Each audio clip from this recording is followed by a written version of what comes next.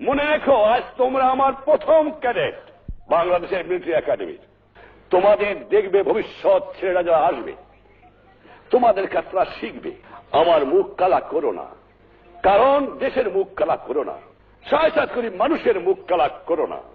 তোমরা আদর্শ হওয়ান হও, সৎ পথে থেকো। মনে রেখো, মুখে হাসি বুকে বল, তেজে ভরা মন। মানুষ হইতে হবে মানুষ। যখন মাঝে মাঝে আমরা অমানুষ হয়ে যাই। এত রক্ত দেওয়ার পরে যে স্বাধীনতা এনেছি, পরিত্রে পরিবর্তন অনেকের হয় নাই। এখনো ঘুষখোর, দুর্নীতিবাজ, চোরা কারবারি, মুনাফা করি বাংলার দুঃখী মানুষের জীবনকে অতিষ্ঠ করে তুলেছে। দীর্ঘ 3 বছর পর্যন্ত এদের আমি অনুরোধ করেছি, আবেদন করেছি, হুমকি দিয়েছি, চোরা নাহি শোনে ধর্মের কাহিনী।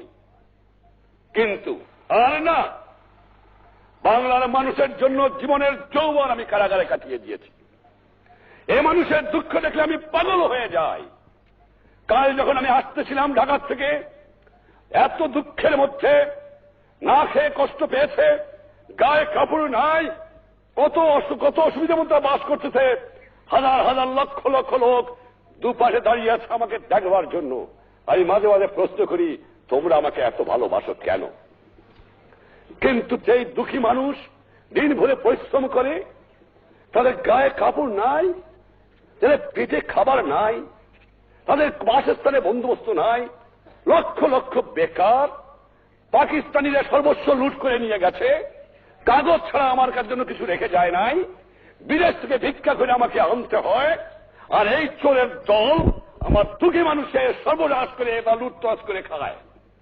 আমি শুধু এমার্জেন্সি দেই নাই, এবার আমি প্রতিজ্ঞা করেছি, যদি প্রতি বছর এই পাকিস্তানি জালেমদের মধ্যে জিন্না থেকে আরম্ভ করে গোলাম মোহাম্মদ, চৌধুরী মোহাম্মদ আলী, আইয়ুব খান, এরিয়া খানের মধ্যে বুকের পর টান করে সংগ্রাম করে থাকতে পারি, আর আমার 30 লক্ষ লোকের জীবন দিয়ে স্বাধীনতা অর্জন করতে পারি, তাহলে পারবো না?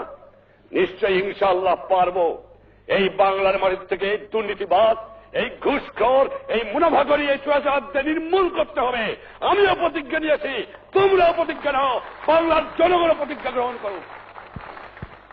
আর না, অসহ্য সীমা হারিয়ে ফেলেছি। এই জন্য জীবনের যৌবন নষ্ট করি নাই, এই জন্য শহীদরা রক্ত দিয়ে যায় নাই যে কয়েকটা চোরাকারবারি, মুনাফাখোর, ঘুষখোর দেশের সম্পদ বাইরে বাইর করে দিয়ে আসে, জিনিসের দাম গুদাম করে মানুষকে না খাওয়া মারে। উৎখাত করতে হবে বাংলার বুকের থেকে এদের।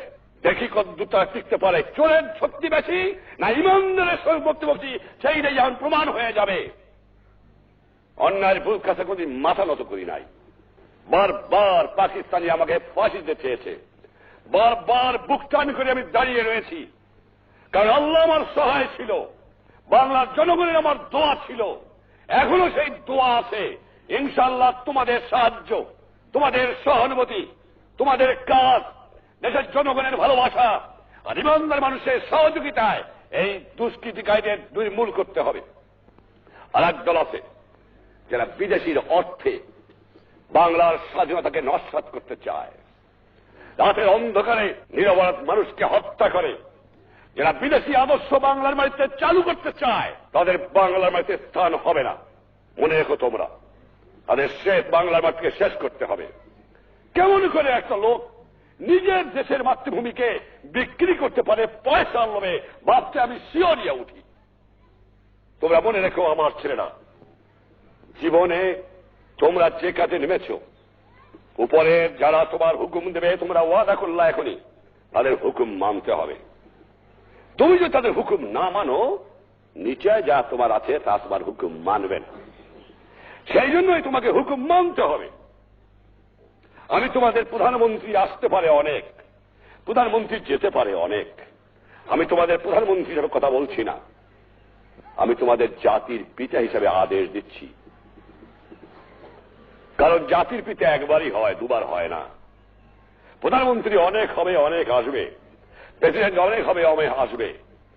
তো সেই হিসাবে তোমাদের আমি ভালোবাসি, তোমরা জানো। তোমরা সৎ পথে থেকো, মাতৃভূমিকে ভালোবাসো। মনে রেখো, তোমাদের মধ্যে যেন পাকিস্তানের মেন্টালিটি না আসে। তোমরা পাকিস্তানের সৈনিক নও, তোমরা বাংলাদেশের সৈনিক। তোমরা হবে আমার পিপুলস আর্মি। তোমরা পেশাদার বাহিনী নয়, তোমরা শুধু সামরিক বাহিনী নও। তোমাদের দরকার হলে নিজের উৎপাদন করে খেয়ে তোমাদের দেশকে বাঁচতে হবে। এটা হবে আমার জনগণের বাহিনী, এটা হবে পিপুলস আর্মি। এটা পাকিস্তানের পেশাদারি আর্মি হবে না। এইদিকে তোমাদের খেয়াল রাখা দরকার। আর যেখানে অন্যায় অবিচার দেখবা, চরম আঘাত করবা, ন্যায়ের পক্ষে দাঁড়াবা, গুরুজনকে মেনো, সৎ পথে থেকো, শৃঙ্খলা রেখো, তাহলে জীবনে মানুষ হতে পারবা। একথা তোমাদের ভুললে চলবে না। ইনশাআল্লাহ আমি গর্বিত। আমি যেমন আমার সামরিক বাহিনীকে স্মাগলিং বন্ধ করার হুকুম দিলাম, আমি নিশ্চয়ই আজ গর্ব করে বলতে পারি 25 বছরে স্মাগলিং বন্ধ করতে পারে নাই, কিন্তু ইনশাআল্লাহ এবার 95% স্মাগলিং আমার সামরিক বাহিনী বন্ধ করতে পেরেছে বিডিআরের সাহায্য নিয়ে। তাদের জনগণের সহযোগিতার প্রয়োজন। মনে রেখো, জনগণ কারা? তোমার বাপ, তোমার ভাই। তোমাদের যে মায়না আসে কোত্থেকে আসে? সরকারি বেসরকারি কর্মচারী যারা এখানে আছেন তাদের সকলের বেতন আসে বাংলার দুঃখী মানুষের ট্যাক্সের টাকা দিয়ে। তোমরা তাদের মালিক নও, তোমরা তাদের সেবক। তাদের অর্থে তোমাদের সংসার চলবে। তাদের শ্রদ্ধা করতে শিখো, তাদের ভালোবাসতে শিখো। নিশ্চয়ই যেখানে অন্যায় হবে সেখানে দমন করবা, কিন্তু নিরপরাধ লোকের উপর যেন অন্যায় না হয় এদিকে খেয়াল রেখো।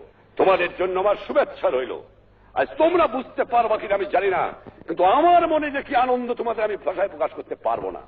কিন্তু আমি কোনদিন ভাবি নাই, যখন আমি আগরতলা বন্দী ছিলাম, যখন পাকিস্তানের মেওয়ালি জেলে বন্দী ছিলাম, আমি ভাবি নাই যে তোমাদের এভাবে প্যারেড হবে, আমার বাংলাদেশ মিলিটারি একাডেমি হবে, এবং তা আমি দেখে যাব। এ জানতাম যে হবে, ইনশাআল্লাহ হবে, এ বিশ্বাস আমার ছিল, কিন্তু দেখে যাব এ আমি ভাবি নাই। কিন্তু আল্লাহ আমাকে দেখাইছে। আরো দেখতে চাই। সে কি জানো? সোনার বাংলা দেখতে চাই। আরো দেখতে চাই কি জানো? দুঃখী মানুষের মুখে হাসি ফুটাতে চাই। আরো দেখতে চাই এদেশের দুঃখী মানুষ পেট করে ভাত খাক, গায়ে কাপড় পড়ুক, অত্যাচার অবিচার জুলুম বন্ধ হয়ে যাক। এইটি আমি দেখতে চাই। এই জন্য সকলের কাছে আমার আবেদন, আজ তোমাদের এই প্ল্যাটফর্ম থেকে সামরিক বাহিনী, বেসামরিক বাহিনী, জনগণ সকলকে আবেদন করব, সংঘবদ্ধ হয়ে এর বিরুদ্ধে সংগ্রাম করো আর দেশ গড়ার কাজে আত্মনিয়োগ করো। কাজ করবো না, পয়সা দাও। ফ্যাক্টরিতে কাজ করতে হবে, উৎপাদন বাড়াতে হবে, কলে কারখানায় কাম করতে হবে, উৎপাদন বাড়াতে হবে। কারণ লাফালে চলবে না। লাফানো আর আমি অ্যালাউ করবো না। 3 বছর করেছি, আয় নয়। কারণ দেশের সম্পদ বাড়ালে দেশের মানুষ বাঁচতে পারে না। তাই আজকে এই একাডেমি তোমাদের অনেক কষ্ট হয়েছে আমি জানি, অনেক দুঃখের মধ্যে তোমাদের শিখতে হয়েছে, তোমাদের কমান্ডারদের বহু কষ্ট করে তোমাদের শিখাতে হয়েছে, অনেক অসুবিধা তোমাদের আছে, একদিনে হয় না। তোমরা যারা তোমার পুরানা এখানে সামরিক বাহিনীর লোকেরা আছে তাদের কাছে জিজ্ঞাসা করো যে 47 সালে বাংলাদেশে কি ছিল।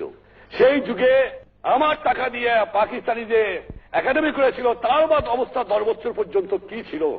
আমি নিশ্চয়ই আনন্দিত যে 3 বছরের মধ্যে কিছু কিছু বন্দোবস্ত আমি আমার সামরিক বাহিনীর জন্য করতে পেরেছি, সকলের জন্য করতে পেরেছি।